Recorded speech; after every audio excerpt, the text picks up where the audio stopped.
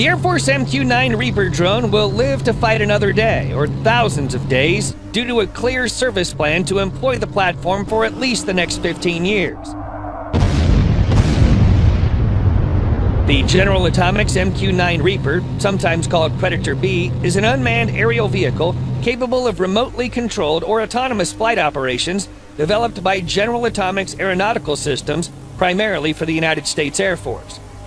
The MQ-9 is a larger, heavier, and more capable aircraft than the earlier General Atomics MQ-1 Predator.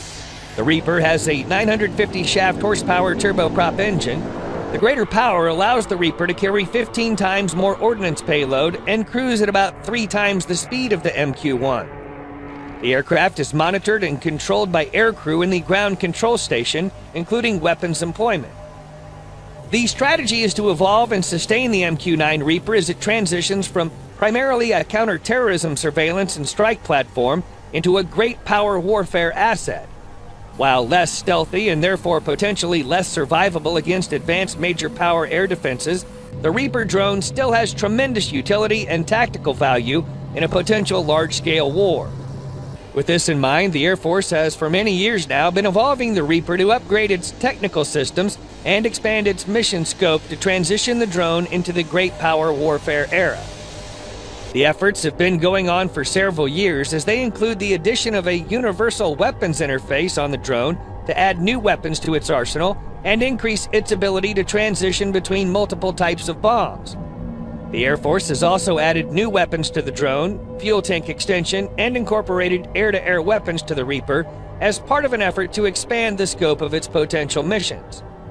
Most recently, the Air Force is retrofitting the Reaper with hardening technologies intended to stop enemy jamming attempts and improve resiliency and survivability. Other Reaper enhancements include electro-optical infrared sensor upgrades, as well as an additional weapons integration.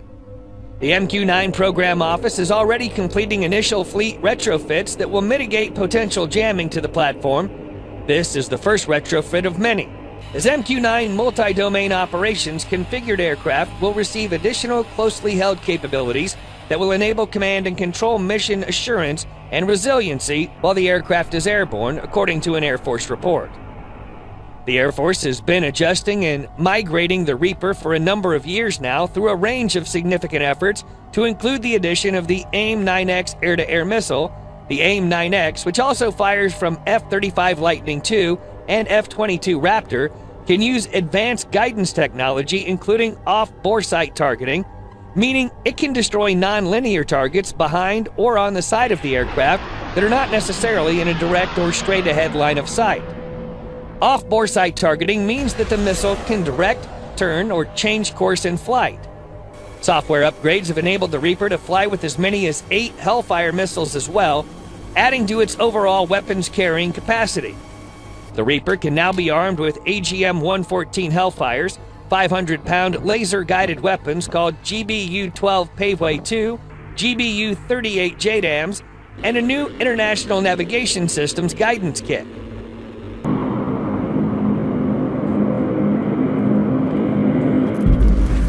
The Reaper gets F-35B-like capabilities. The MQ-9 Reaper drone is set for a new upgrade, offering it a short takeoff and landing capability, making it the first unmanned aerial system in its class to be able to take off from big-deck amphibious assault ships.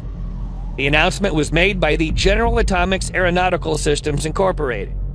The new short takeoff and landing STOL configuration for the drone will consist of an optional wing and tail kit that can be installed within a day, while the core aircraft and its subsystems remain the same. Operators can install the kit in a hangar or on a flight line, providing a new capability to an existing aircraft.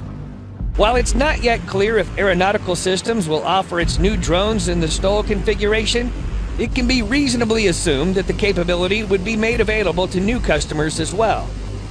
Imagine taking the hardtop off your Jeep. You lift it off, stow it in your garage, and now you've got an open vehicle. If it rains, you put the hardtop back on. We're the same. Take a standard MQ-9B, put the STOL kit on, and then go fly, said David Alexander, president of the General Atomics Aeronautical Systems. General Atomics released an animated video of the STOL version of the Reaper drone on May 10th, in which the Marine Corps marked MQ-9 can be seen taking off from the deck of what looks like the USS Macon Island.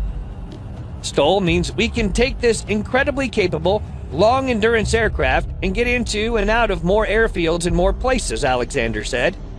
The company particularly mentioned the use of MQ-9B short takeoff and landing on amphibious assault ships, which carry several Marine AV-8B Harrier jump jets or the F-35B Lightning IIs, both of which have the short takeoff and vertical landing STOVL capability.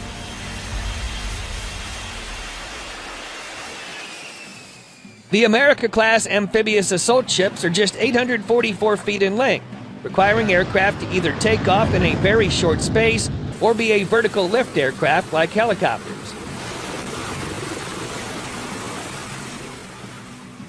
Even a Nimitz-class aircraft carrier with its topside length of 1,100 feet is too short for a conventional takeoff, because of which its non-rotary wing embarked aircraft need to use catapults to get airborne.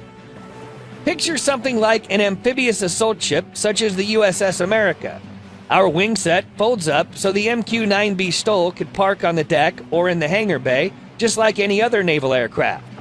When it's time to launch, you start up the aircraft, unfold the wings, and take off over the bow just like any other aircraft without the need for ship launch aids.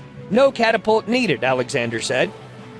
The company believes that the U.S. Navy and Marine Corps will be interested in the STOL REAPER because of its ability to provide persistent and long-range intelligence, surveillance, and reconnaissance capability anywhere in the world where the Navy's big-deck ship can travel, or there's even a small remote airstrip. By extending the surveillance umbrella of the amphibious ships, we can also host kinetic capabilities that would act as the first line of defense for Navy ships, Alexander said. They don't have anything like this right now. So you could use it to support your forces in the littoral, on the beach, or blue water operations. The latest version of the MQ-9 is powered by the Rolls-Royce M250 turboshaft engine. It's equipped with a high-resolution electro-optical infrared nose-mounted MTS-B sensor and can carry an eagle-eye long-range synthetic aperture radar with moving target indicator capability, signals intelligence, and communications relay packages, as well as a host of other capabilities through bolt-on pods. A REAPER could be an effective wide-area surveillance platform, providing coverage over large areas of the ocean for long periods. It would be just as effective as a networking node, connecting strike groups and the nearby battle space as a whole beyond the line of sight without relying on satellites.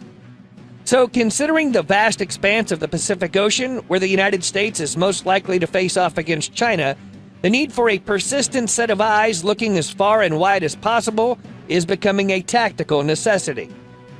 It could also be used as a sub-hunter, as the MQ-9 is capable of carrying sonobuoys from a wing-mounted pneumatic launching pod. Data links would relay the information gathered by the sonobuoys back to the ship or manned sub-hunting helicopters for analysis and exploitation.